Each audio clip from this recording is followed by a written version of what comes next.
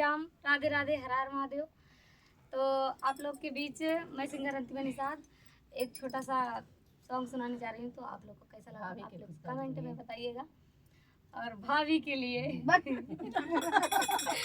करना भाई हमारे कल से दिमाग में मरो ये उल्टा पलटा सब सोचे लागल सही बात है। सब लोग ये देखो खुशखबरी कहूं छुपत ना और सच्चाई छुप नहीं सकती है। नहीं करियो बेटा अब ऐसा नहीं करियो 4-6 महीना भाभी शर्मा रही है क्या करें। तो हम गाने जा रहे हैं आप लोग के बीच में। टूटल बाटे खटिया के पाटी लला न गिरे भुइया हाय दैया। टूटल बाटे खटिया के पाटी लला न गिरे भुइया रे दैया। अरे टूटल बाटे खटिया के पाटी लला न गिरे भुइया हाय दैया।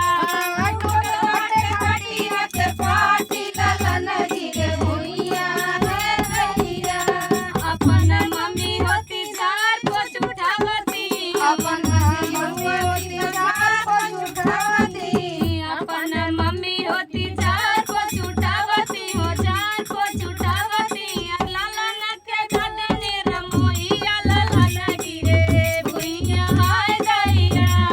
लला न के दादी रे मोहिया लला न गिरे भुइया रे दैया। लाला न के दादी रमोइया लाला न गिरे भुइया हाय दैया।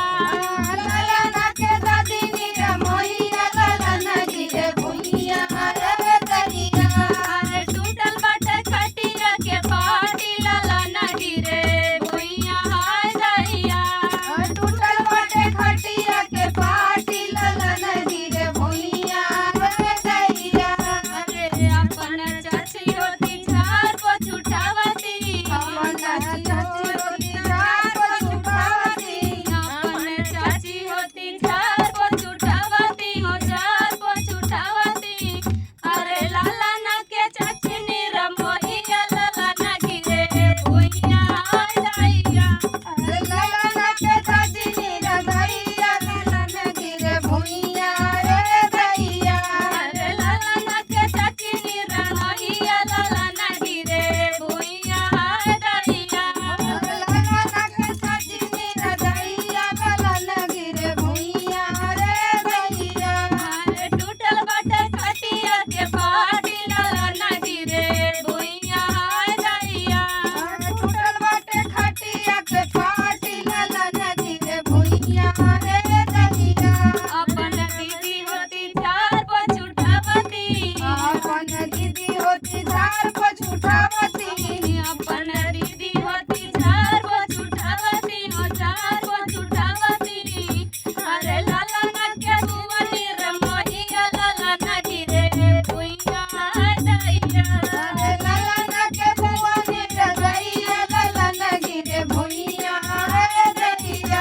अरे लाला न के बुआ नी रमोइया लाला न गिरे भुइया हाय दैया। लला न के बुआ नी रे दैया लला न गिरे भुइया रे दैया। अरे टूटल बाटे खटिया के पाटी लाला न गिरे भुइया हाय दैया। अरे टूटाई पलंगिया के डोर लला न गिरे भुइया रे दैया। तो दोस्तों ये सोहर कैसा लगा आप लोग कमेंट करके जरूर बताइएगा। प्यार दुलार अपना आशीर्वाद दीजिएगा। जिस जिस चैनल पर पड़ेगा तो आप लोग प्यार दुलार अपना आशीर्वाद दीजिएगा। ये लोग जो बातें अफवाह उड़ा रहे हैं ये बात गलत है, एकदम सरेआम नहीं गलत है सच बात है। ये सरेआम गलत है। आप लोग जान लीजिएगा ये खुद अभी छुपा रही भाइयों, आप लोग ऐसे ही बने रहिएगा, मजा आएगा आगे चल के। अभी भी भाभी छुपा रही है सही में। अभी भी छुपा रहे हैं हम सबसे। अभी वो सच नहीं बताना चाह रही इसीलिए। खुशखबरी है, किस खुशखबरी हम लोग नाच झूम रहे हैं वो लोग आपको बताएंगे समय आने पर। बिल्कुल ठीक है। और अभी आप लोग सोचिए किस किस कौन सी ऐसी खुशखबरी है।